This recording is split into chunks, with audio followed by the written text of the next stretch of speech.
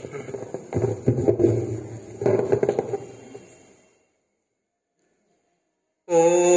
यो वै ब्रह्माणं विदधाति पूर्वं यो वै वेदांश प्रहिणोति तस्मै तमहदेवम् आत्मबुद्धिप्रकाशं मोक्षर्वै शरणमहं प्रपद्ये। ओम शांति शांति शांति। ओम रामकृष्णमहं वन्दे पूर्णं ब्रह्म सनातनं सच्चिदानन्दरूपी जो अवतीर्णो भूमण्डले मातरं शारदां वन्दे रामकृष्णस्वरूपिणीं महाशक्तिं महाभावां महायोगसमन्विताम्। ओम नित्यशुद्ध बुद्धमुक्त वेदान्तं भोजभास्करं नमामि जुगकर्तारम् आर्तनाथं वीरेश्वरम्। यस्य प्रसादात् श्री भगवत् प्रसीदो यस्य प्रसादात् न गति कुतोऽपि ध्यायन् स्तुवन् तस्य यशस्त्री सन्धो वन्दे गुरु श्री चरणारविन्द। আমাদের আজকের সভার মঞ্চে আসীন আছেন আমাদের পূজনীয় অধ্যক্ষ মহারাজ, তাকে আমার সশ্রদ্ধা প্রণাম জানাই। আর এখানে উপস্থিত ভক্তমণ্ডলী, মাতৃমণ্ডলী যারা আছেন সকলকে আমার আন্তরিক শ্রদ্ধা, ভালোবাসা, নমস্কার জানিয়ে আর আজকের বিষয়ে যেটি রাখা আছে সুসমন্বিত আধ্যাত্মিক জীবন, ইন্টিগ্রেটেড স্পিরিচুয়াল লাইফ।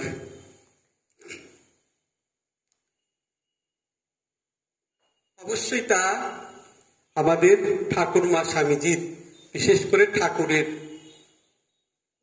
পরিপ্রেক্ষিতে, ঠাকুরের কথা, তার শিক্ষার পরিপ্রেক্ষিতে আমাদের আলোচনার বিষয়। শ্রীরামকৃষ্ণ অত্যন্ত বিশাল এবং অত্যন্ত বিস্ময়কর। তাকে স্পর্শ করা এই অল্প সময়ের মধ্যে তার বিস্তৃত যে অমূল্য জীবন দর্শন, তার অমুক বাণী অল্প কথায় যেমন বলা যায় না, অল্প সময় যেমন বলা যায় না, আর আমাদের মতো, বিশেষ করে আমার মতো সাধারণের তাকে ধরা ছোঁয়া, সেই কথা উপলব্ধি ও সম্ভব নয়। আমরা এই বিশাল বিস্তৃত তার সামান্য প্রান্তটুকুই শুধু স্পর্শ করতে পারি। আমাদের জগন্নাথ শ্রী ঠাকুর শ্রীরামকৃষ্ণদেব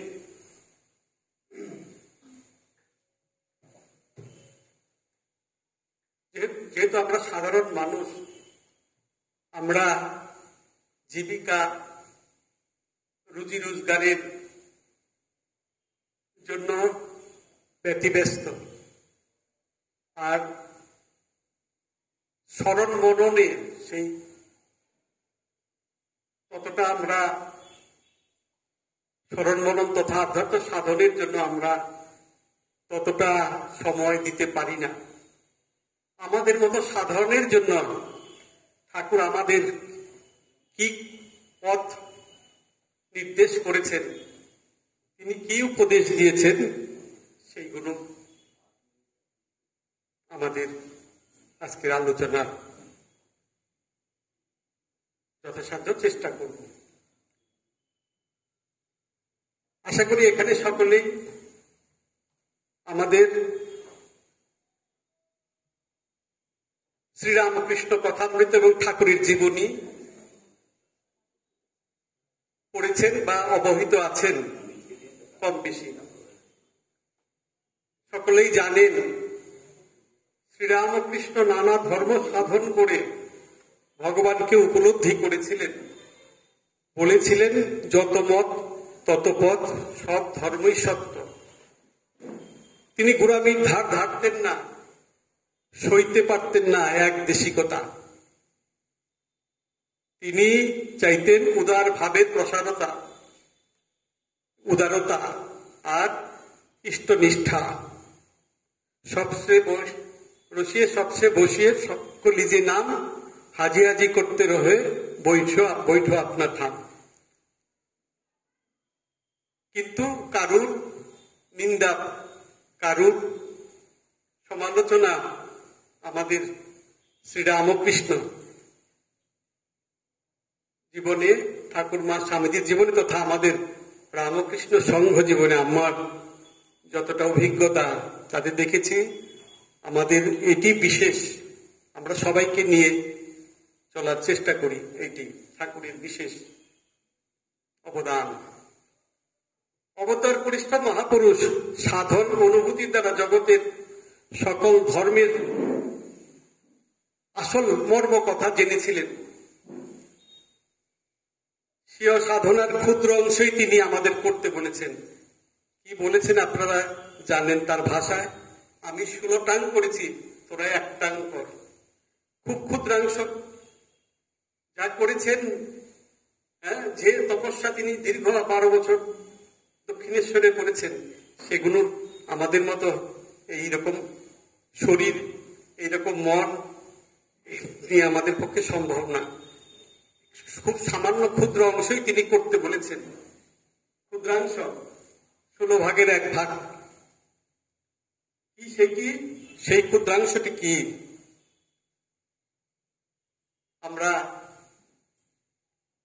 স্বামীজির কাছ থেকে সেটি আরো বিশেষভাবে, স্বামীজি সেটিকে আরো বিস্তারিত করেছেন। সেটি কি? ঠাকুর বলেছেন জ্ঞান, কর্ম, ভক্তি, ধ্যান যোগ, রাজযোগের কথা। আর অন্যান্য যুগের কথাও সব রকম আছে।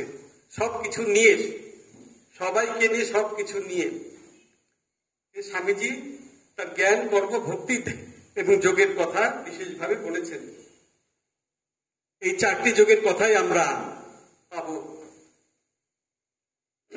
শ্রীরামকৃষ্ণ কথামৃত, স্বামী বিবেকানন্দের বাণী রচনা এবং স্বামী শারদানন্দজি লিখিত শ্রী শ্রী রামকৃষ্ণ লীলা প্রসঙ্গ ইত্যাদি।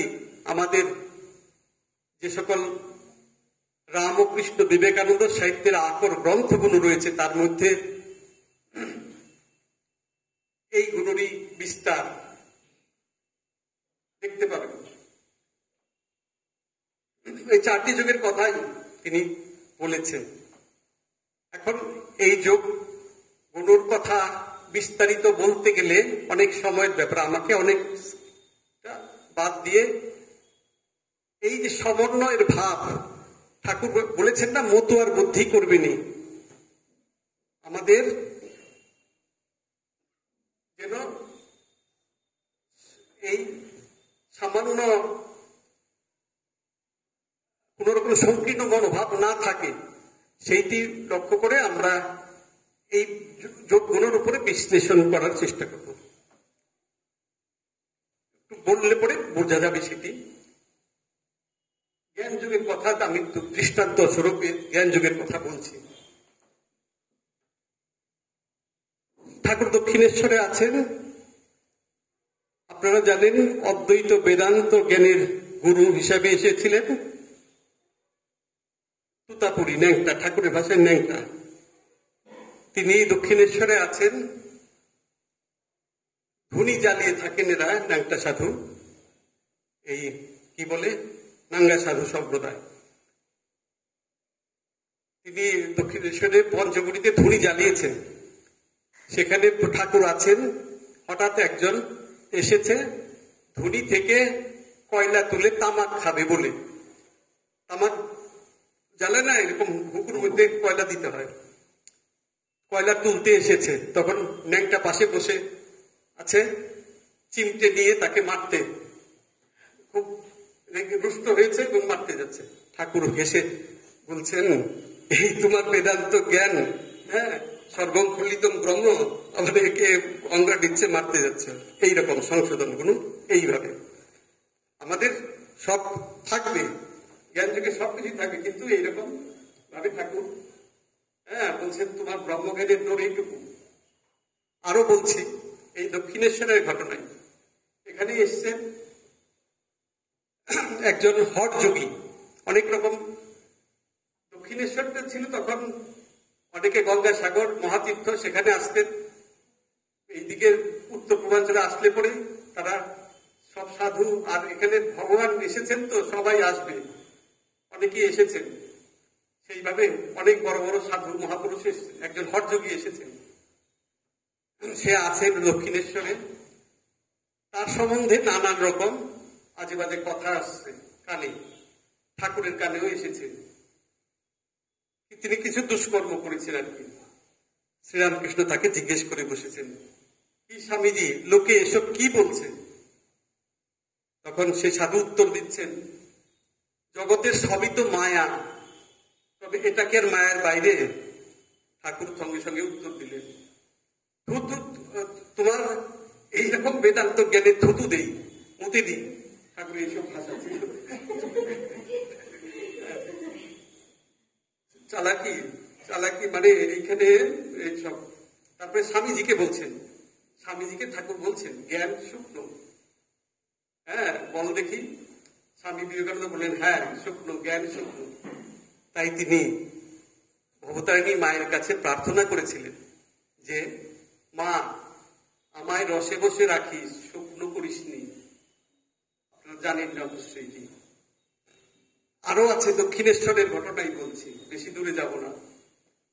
একটা পাগলা সাধু এসেছেন, পাগলা নয়, উচ্চ অবস্থা তার। কি বলে ভক্তিসূত্রে আছে, পিশাচবৎ উন্মাদবৎ অবস্থা হয় উচ্চ অবস্থা হলে। সে একটা কুকুরকে নিয়ে, কুকুরকে গলা জড়িয়ে ধরে কুকুরকে খাওয়াচ্ছে, এটো খাচ্ছে, তাকে দিচ্ছে, খাচ্ছে, আবার নিজেও খাচ্ছে। হ্যাঁ, ঠাকুর সেটি দেখছে, দেখে হিন্দুকে বলছে, হৃদয় আমার এই অবস্থা হবেনি তো, খুব ভয়। হ্যাঁ, এরকম, হ্যাঁ এইসব ঘটনা। হ্যাঁ, আরেকটা আমরা শ্রীরামকৃষ্ণ উপদেশ স্বামী ব্রহ্মানন্দতে আছে। হ্যাঁ, একজন সাধু এসেছে দক্ষিণেশ্বরের ঘটনা। হ্যাঁ, সে বলছে এইরকম ঘটনা, বিষ্ণু পরিস্থিত বিষ্ণু, বিষ্ণু খাদতি রে বিষ্ণু, কথম হসসি রে বিষ্ণু, সর্বম ব্রহ্মময়ম জগৎ, সর্বম বিষ্ণুময়ম জগৎ, সবকিছু বিষ্ণু। বসে খাচ্ছে, খাওয়াচ্ছে, আর বিষ্ণুকেই খাচ্ছে।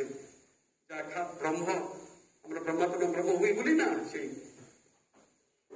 এইসব ঘটনার দ্বারা আমরা কি বুঝবো? যে শ্রীরামকৃষ্ণ বাস্তব জীবনের সঙ্গে জ্ঞান যোগের একটা সমন্বয়ের চেষ্টা করতে চেয়েছেন। এই হচ্ছে, আমরা জ্ঞান যোগের কথা বললাম, একটু কর্মযোগের সমন্বয় করার কথা বলি একটু। ঈশ্বরচন্দ্র বিদ্যাসাগর, এই আপনাদের ঘরের কাছের লোক, বড় মাপের। ঠাকুর তাকে বলছেন, দেখতে গেছেন বাদুরবাগানে, সব ঘটনায় কথামৃতের একটা চ্যাপ্টার আছে। তুমি তো সিদ্ধ গো। ঠাকুর বলছেন, তুমি তো নরম তো আছোই। বিদ্যাসাগর বেশ সুন্দর সুন্দর বলছে, কলাই বাটা সিদ্ধ হলে শক্ত হয়ে যায়, এইসব অনেক কথা আপনারা জানেন সেগুলো। তোমার অত দয়া, কত ভাবে লোকের উপকার করছ। অনেকে বলতো বিদ্যাসাগর ঈশ্বর চিন্তা করে না, শ্রীরামকৃষ্ণ জানতেন, তাই বলতেন। বিদ্যাসাগর অন্তরের গভীরে প্রবেশ করতে পারেননি, পারলে তিনি ভিন্ন মানুষ হয়ে যেতেন। এইখানে যে এত কর্মযোগ, এত সব করছে ভগবান মানুষের জন্য, এত দয়ার সাগর বিদ্যাসাগর, কিন্তু সে ওই ভিতরের খবর জানে না, ঠাকুর বলছেন। আর এই গেল শম্ভু মল্লিক, দক্ষিণেশ্বরের শম্ভু মল্লিক বড় পয়সাওয়ালা লোক, বিত্তবান। তিনি কি ঠাকুরের কাছে বলছেন, আমার যত অর্থ সব স্কুল, হসপিটাল আর এসব করে দিব, দাতব্য কার্যালয় এসব করব। তখন তাকে ঠাকুর বললেন, হ্যাঁ, ভগবান যদি এসে সাক্ষাৎকার দেন, তার কাছে তুমি হাসপাতাল, স্কুল এসব চাইবে না তার প্রতি ভক্তি ভালোবাসা প্রার্থনা করবে? ঠাকুরের এটি অনুমোদন করেনি ঠাকুর। এই যে বিদ্যাসাগরের বা শম্ভু মল্লিকের এই যে কর্মযোগ, তারা যে এইগুলো কর্মযোগ, এটাকে কিরকম সাধারণ মানুষের প্রতি তাদের দয়া আছে, দয়া প্রসূত। বলছে এটি কর্মযোগ নয়, ঈশ্বর প্রত্যর্থে অনুষ্ঠিত নয়, সাধারণ মানুষের তাতে কতগুলো দোষ হয়, পরে সেগুলো জড়িয়ে পড়ে। দেখবেন আমাদের অনেক, আমাদের সঙ্গেই আমাদের পরে পরে অনেক অর্গানাইজেশন হয়েছে, কিন্তু তারা সব এই সব কারণেই তারা আর মাথা টিকে থাকতে পারেনি, এরকম অনেক আছে। তখন আমাদের ওয়েস্ট বেঙ্গল, পশ্চিমবঙ্গের রাজধানী কলকাতা ছিল ঠাকুরের সময়। কৃষ্ণদাস পাল, হেদুয়া পার্কে যারা যাবেন, ওই বিকে পাল এভিনিউ আছে কলকাতার, বিকে পাল কুমারটুলির দিকে, সেইখানে ওইখানে থাকতেন কৃষ্ণদাস পাল, ওচক ফ্যামিলির। ওই হেদুয়া পার্কে একটি মূর্তি আছে, পূর্ণ মূর্তি, কৃষ্ণদাস পাল। সে পলিটিশিয়ান ছিলেন, রাজনীতিবিদ, খুব নাম করা। তাকে ঠাকুর জিজ্ঞেস করেছিলেন, তোমার জীবনের উদ্দেশ্য কি? ঠাকুর সে বলছেন, জগতের উপকার, জগতের উপকার। ঠাকুর বলছেন, জগতের উপকার তুমি করবে? তুমি কত বড় হে, জগৎ সম্বন্ধে তোমার ধারণা কি, আর তোমার ক্ষমতাটাই বা কতটুকু? বরং যে ঈশ্বর জীব জগতে আছেন, তার, যিনি প্রত্যেক মানুষের মধ্যে আছেন, তার সেবা করতে পারো। একটু সংশোধন করে দিলেন। এই তো আমরা কর্মযুগের দেখলাম। আবার ভক্তির সম্বন্ধে বলি, ভক্তি যুগের কথা। এই ভক্তি সম্প্রদায় ভারতবর্ষ কেন, ভারতের বাইরেও, ভারতবর্ষের শেষ নেই ভক্তি সম্প্রদায়ের এই ভক্ত। এই মহারাজ অনেক কিছু বলছিলেন।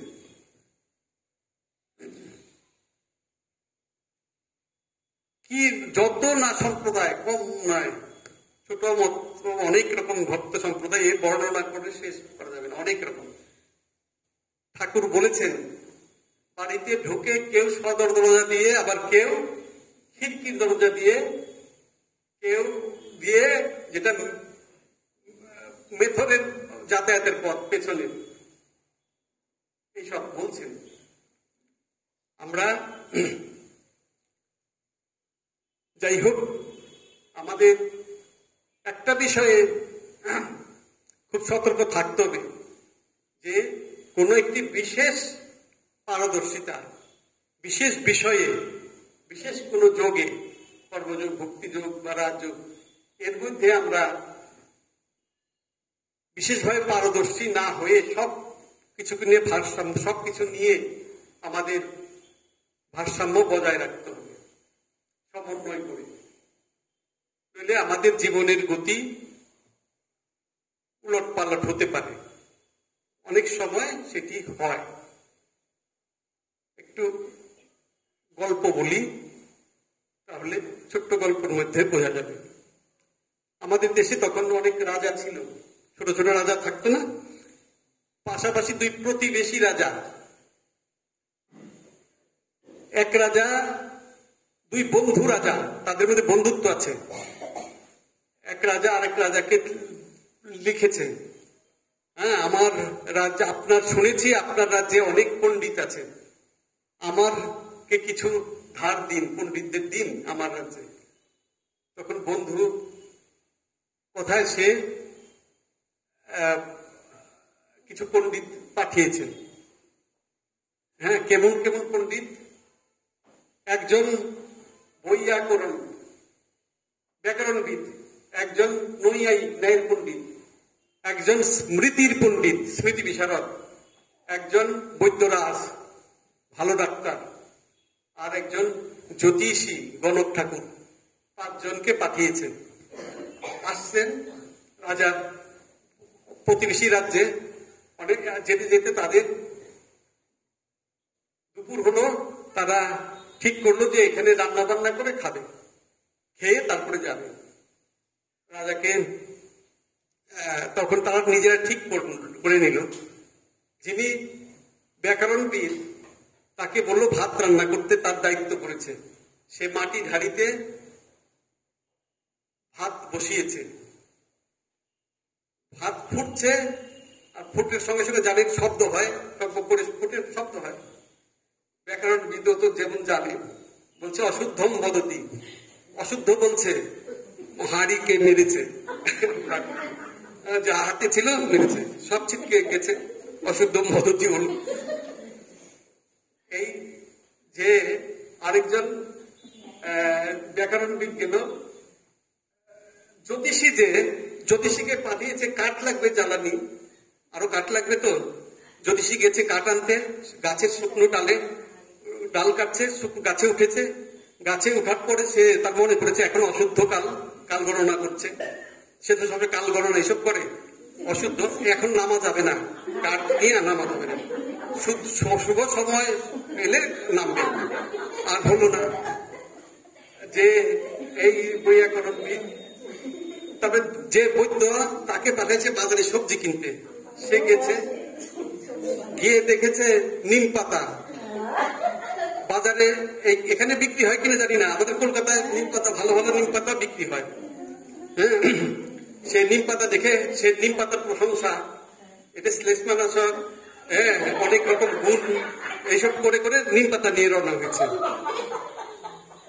তারপরে যে বৈয়াকরণবিদ, তারপরে যে জ্যোতিষী, তো বললাম এইভাবে, হ্যাঁ, যে নৈয়ায়িক তাকে পাঠিয়েছে তেল আনতে। সে গিয়ে ন্যায়ের পণ্ডিতের এরকম করে, তো তেলের পাত্র না পাত্রের তেল বিচার করছে, তৈলাধার পাত্র। সে তেল একবার হাতে ঢালছে, করছে, পাত্রে ঢালছে, এই করে করে তেলে শেষ। আর সবাই যখন এসে দেখলো খাবার দাবার কিছুই নাই, খাবার তখন হাঁটা শুরু করলো। যেতে যেতে রাজবাড়িতে পৌঁছে গেছে, অনেক দেরি, রাতে পৌঁছেছে। রাজা ঘুমিয়েছে, রাজা রানী ঘুমিয়েছে, তাদের প্রাসাদে ঘুমিয়েছে। এখন কি করবে?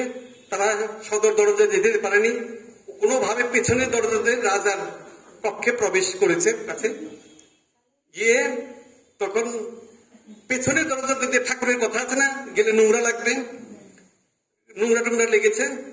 তখন কি করে কি নোংরা অশুদ্ধতা যাবে? তখন স্মৃতির পণ্ডিত তখন তার ক্ষমতা দেখাচ্ছে, এই করলে হবে কি, সবাই 5 জনে একসঙ্গে রানীকে স্পর্শ করলে শুদ্ধ হবে। যেই রানীকে স্পর্শ করেছে, রানী চিৎকার করে উঠেছে, আলো জ্বেলেছে, রাজাও উঠেছে। উঠে তখন বলছে, রাজা বলছে যে কি ব্যাপার? তখন সব বললো যে বন্ধু এরকম আমাদের পাশের রাজ্যে। হ্যাঁ, রাজা বললেন, হ্যাঁ, প্রতিবেশী রাজ্য থেকে আমরা এসেছি। বাহ, ভারী চমৎকার, পণ্ডিত মূর্খের দল পাঠিয়েছেন রাজা। এইরকম কথাই বলে, পণ্ডিত অপি বরং শত্রু ন মূর্খ হিতকারক। পণ্ডিত ভালো, শত্রুও ভালো, কিন্তু মূর্খ, এরকম মূর্খের দল পাঠিয়েছে, এরকম সেরকম বলছেন। আমাদের জীবনে এরকম ঘটতে পারে, হয়তো কোনো একটি যোগ নিয়ে এমন ভাবে মেতে যাই আর মনে করি এইটি একমাত্র সাধনযোগ্য সত্য কথা, আর বাকি সব অনাবশ্যক। এইরকম যেন না হয়। আমরা কথামৃত যারা পড়েছেন, প্রায়শ দেখবেন কথামৃতের পাতায় পাতায় রয়েছে নারদীয় ভক্তি, নারদীয় ভক্তি। কেন?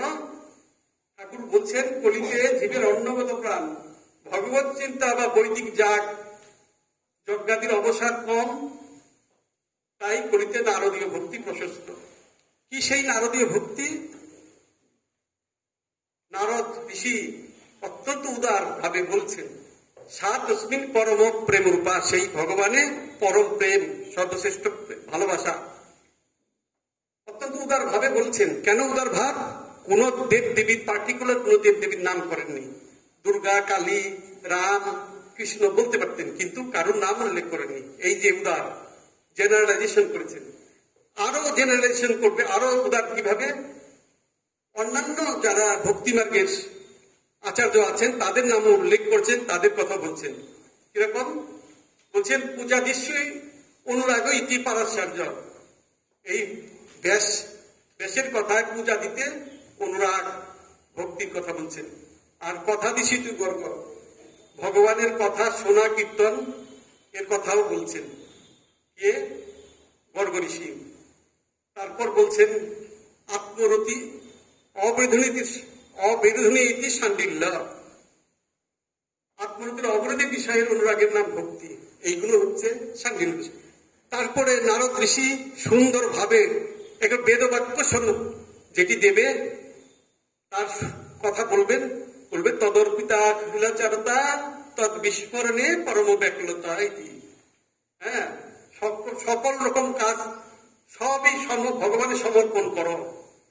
তদর্পিত অখিল আচরতা, অখিল মানে সব, যা যা করা হয়েছে সব তাতে অর্পণ করো। আর তার বিস্মরণে ব্যাকুল, ভগবানকে ভুললে যে মহা দুঃখ, এটি শ্রীরামকৃষ্ণ সবকিছু স্বীকার করেছেন। আমাদের বর্তমানে বৈদিক কর্ম জাগাদি নানা কারণে অচল। যথেষ্ট অর্থ, বিদ্যা, সময়ের অভাবে এই সকল অনুষ্ঠান মানুষ ভুলে গেছে, সম্ভব নয় প্রায়। আমরা কাজকর্ম, চলাফেরা যা কিছু করি সবই ভগবানের সমর্পণ করতে পারি, এটা সকলের পক্ষেই সম্ভব। আর কথাগুলিতে আমরা দেখতে পাবো, শ্রীমন জিজ্ঞাসা করলেন আমাদের কি সংসার ত্যাগ করতে হবে? ঠাকুর বললেন সংসার কেন ছাড়বে? সংসারে থাকবে, কচ্ছপ সমুদ্রে থাকে, কিন্তু মন পড়ে থাকে আড়ায়, যেখানে তার ডিম রয়েছে। তেমনি এক হাতে ভগবানকে ধরে অপর হাতে সংসারের কাজ করবেন। মৌমল্লিকের কর্মকে তিনি সমর্থন করেনি। আগের বক্তব্য থেকে আপনারা স্মরণ আছে নিশ্চয়ই। আর বিদ্যাসাগরের কথাও বলছেন, তিনি হৃদয়ের গভীরে প্রবেশ করতে পারেননি, কিন্তু কখনো বলেননি মানুষ অলস বা নিষ্কর্মা হবে। কর্ম আমাদের করতে হবে, তার ফল ভগবানের সমর্পণ করতে হবে। যজ্জত কর্ম করণী তত্তদখিলম সম্ভূত অবারভণম, শিব মানস পূজন স্তোত্র শঙ্করাচার্যের লেখা, তাতে আছে। এটি আরো সুন্দর ভাবে আছে রামপ্রসাদের গান, শয়নে প্রণাম জ্ঞান, নিদ্রায় করো মাকে ধ্যান, নগর ফেরো মনে করো প্রদক্ষিণ শ্যামা মাকে। এইভাবে আমাদের সমগ্র জীবন আধ্যাত্মিক ভাবে পূর্ণ করা যেতে পারে। আপনার কাজ, খাওয়া, শোয়া, স্বপন যা দেখি ঈশ্বরের প্রীতির জন্য, তার ইচ্ছায় সংগঠিত হচ্ছে, এটি ভাবতে হবে। সবকিছু ভগবানের ইচ্ছা ছাড়া গাছের পাতাটিও নড়ে না। আমাদের সমগ্র জীবনকে আধ্যাত্মিক সাধনায় রূপান্তরিত করা যেতে পারে। আপনি যখন অফিসে কাজ করছেন তখন আপনাকে মনে রাখতে হবে অর্থ উপার্জন উপরওয়ালা আর মনোতুষ্টি বা অন্য কিছুর জন্য আপনি করছেন না। এ কাজ ভগবানই আপনাকে দিয়েছেন, ভগবানের উদ্দেশ্যের সিদ্ধি ও প্রীতির জন্যই আপনার কর্তব্য। এই প্রসঙ্গে মনে করছে আমাদের একটা বইয়ের কথা, খুব সেখানে practice by the presence of God, brother লরেন্সের, সেখানে খুব সুন্দর আছে সবসময় ভগবানের উপস্থিতি। এই খ্রিস্টান মিশনারিদের বই, ছোট্ট বই, খুব ভালো সেটি, যদি কেউ পারেন পড়বেন। এইভাবে আমাদের গেল এই সব ঠাকুর আরো বলছেন বিচার, বিবেক, বিচার সবই থাকবে, কোনটি ভালো কোনটি মন্দ এটি আমাদের, আর কোনটি সত্য কোনটি মিথ্যা এই বিষয়ে ধারণা থাকা চাই।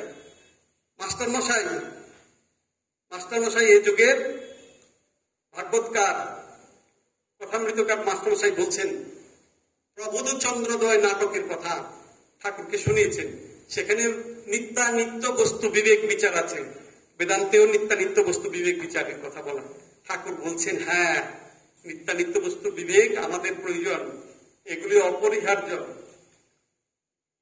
আর তিনি আরো বলছেন ধ্যানের বিষয়ে, মাঝে মাঝে নির্জনে গিয়ে ভগবত চিন্তা করা প্রয়োজন। যদি সেটা সম্ভব না হয় তবে নিজের মনে বা বাড়ির কোণে করা উচিত। তাহলে আমরা দেখতে পাচ্ছি প্রকৃতপক্ষে বর্তমান যুগের উপযুক্ত এবং আমাদের সহজ সাধ্য যোগ চতুষ্টয়ের সমন্বয় নির্দেশ দিয়েছেন ভগবান। জ্ঞান, কর্ম, ভক্তি, যোগ প্রত্যেকের জীবনে, আমাদের প্রত্যেকের জীবনে অঙ্গাঙ্গ এভাবে যুক্ত।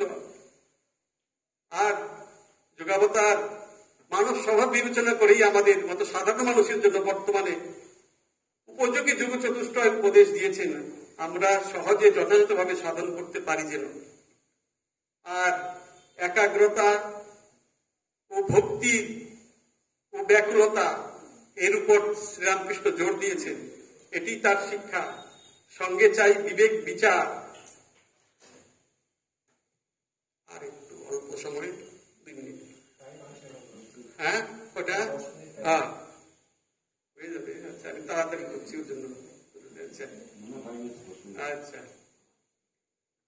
এইটি সে বিবেক বিচার, এটি খুব করে চাই, সব থাকবে আমাদের। ওই মতুয়ার বুদ্ধি যেন না হয়, এটি বারবার ঠাকুর বলে দিয়েছেন। আমরা সব দিক দিয়ে আমাদের চোখ কান খোলা থাকবে। কি বলছে? ভক্ত হবি তো বোকা হবি কেন? সেই মহারাজকে পাঠিয়েছিল কড়া কিনতে, ফুটো কড়া নিয়ে এসেছে।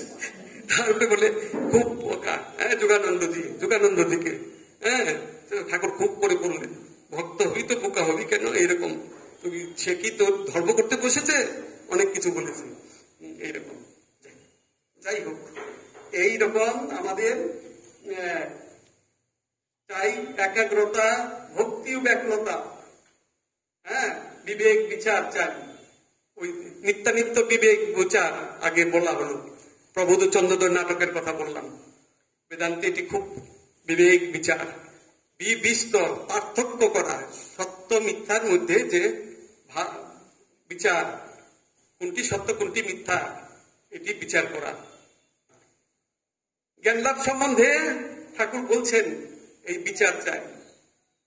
বলতেন, ভক্ত হবি তো বোকা হবি কেন? ভক্তি আর নির্বুদ্ধিতা এক কথা নয়, সকলেই জানেন। ভক্তের বলে বিচার, ভক্ত যে জন কৃষ্ণ ভজে সে বড় চতুর। ছোটবেলায় খুব শুনতুম ঠাকুরমার কাছে। হ্যাঁ, চতুর মানে তাই বলে পাটরি বুদ্ধি নয়, পাটরি বুদ্ধি মানে ওইরকম নয়।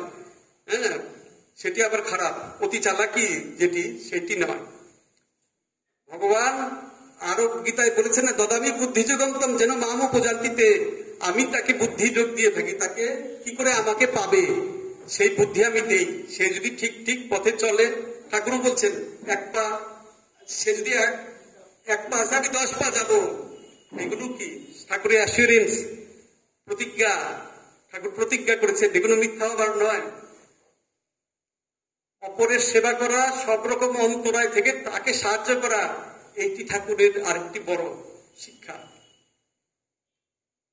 বর্তমানে আমরা জানি অন্যের অভাব, বিদ্যার অভাব, আত্মজ্ঞানের অন্তরায়। এগুলো থাকলে বিদ্যার অভাব, অন্যের অভাব হলে আত্মজ্ঞান হয় না। ঠাকুর বলছেন খালি পেটে ধর্ম হয় না। সেইটি আমাদের খুব সচেষ্ট থাকতে হবে। এর জন্যই এত সেবা যোগ্য আমাদের, যে হ্যাঁ এত সব মানুষকে আপলিফমেন্টের জন্য আমরা যে চেষ্টা করে থাকি, ক্ষুদ্র প্রয়াস যদিও সেটি, হ্যাঁ, কিন্তু এটি হচ্ছে, এইসব কাটিয়ে উঠতে হবে। আমরা কে, কোথা থেকে এসেছি, কোথায় আছি, আর আমাদের আধ্যাত্ম ভাবটি কি, এটি বুঝতে হবে। শুধু ওই জ্ঞান যোগ, কর্মযোগ, রাজযোগ, ওইগুলো নিয়ে থাকলে হবে না। আসলে আমরা কেন কি, এই বিচার বুদ্ধিগুলো আমাদের রাখতে হবে। হ্যাঁ, এটি হচ্ছে বড়। হ্যাঁ, ঠাকুর বলছেন যে আমার আধার আমি কতটুকু, 1 আনা 2 আনা 6 আনা, হ্যাঁ, আধার আমি কত বড়। আধার ছোট ছোট, আর তুমি আধার ছোট আর তুমি গ্যালনে গ্যালনে দুধ নিতে চাও, তা কি করে হবে? সেটা হয় না। প্রথমে নিজেকে যাচাই করুন, আপনি কে, কত বড়, কতটা গ্রহণ করতে পারবেন। আমাদের সকলকেই সেটি করা দরকার। পরে যখন এই হৃদয়ে প্রসারিত হবে, বুদ্ধির পরিধি অনেকটা বিস্তৃত হবে, পরিবর্তিত হবে, তখন আত্মার উন্নতি ঘটবে অবশ্যই। ঠাকুর অ্যাসুরেন্স দিয়েছেন, আপনি সব দিক থেকে সেই মহত্তর হবেন। একটা খাঁটি মনুষ্য জীবন, কর্ম, ভক্তি, একাগ্রতা, বিচার, বুদ্ধি আর জ্ঞান বা বুদ্ধিগত বিষয় বিচারের একটা মিশ্রণ, সংমিশ্রণ বলতে পারেন। আমাদের অগ্রগতির জন্য এই জাগতিক অগ্রগতি তো বটেই, আধ্যাত্মিক জীবন গঠনেও এইসব মোরাল ভ্যালু আমাদের খুবই প্রয়োজন।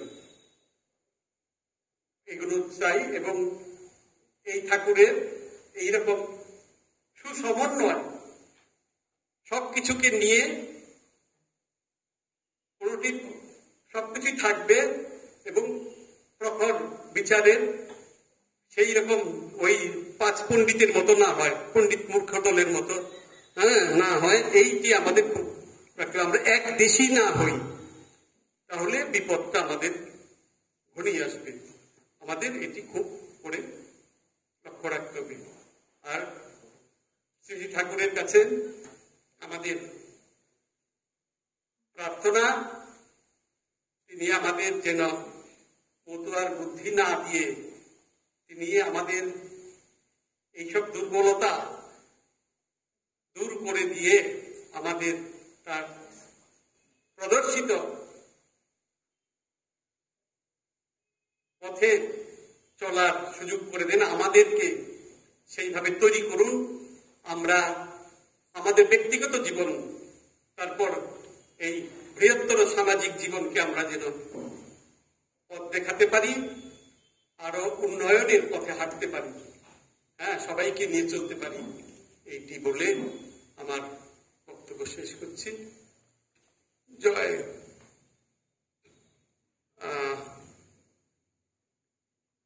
জয় জয় শ্রীরামকৃষ্ণ, জয় মা শারদা, জয় স্বামী বিবেকানন্দ, জয় ভারত মাতা কি জয়।